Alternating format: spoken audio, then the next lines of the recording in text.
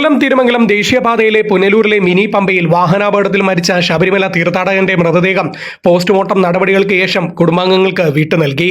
തമിഴ്നാട് ചെന്നൈ പോരൂർ സ്വദേശി 28 വയസ്സുള്ള മദൻകുമാറാണ് ബുധനാഴ്ച ഉച്ചയോടെ പുനലൂരിലുണ്ടായ വാഹനാപകടത്തിൽ മരണപ്പെട്ടത്.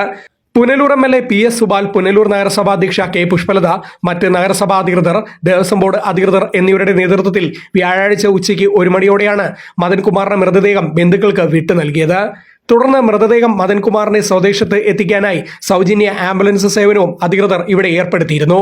ശബരിമല തീർത്ഥാടനം കഴിഞ്ഞ് പുനലൂരിലെത്തിയ ശേഷം പുനലൂർ മിനി പമ്പയിൽ നിന്നും സാധനങ്ങൾ വാങ്ങുന്നതിനായി വാഹനത്തിൽ നിന്ന് ഇറങ്ങി നടക്കുമ്പോഴാണ് മദൻകുമാറിന് അപകടം സംഭവിച്ചത്.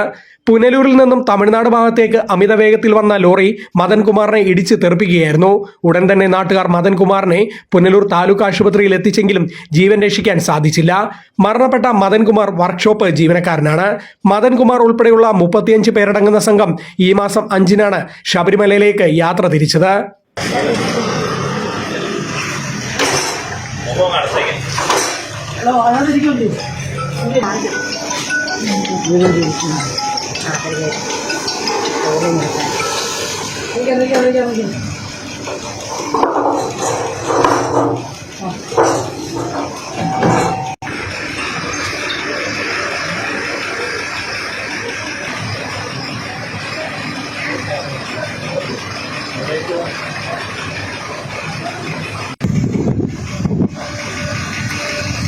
Fox TV News, Punalur.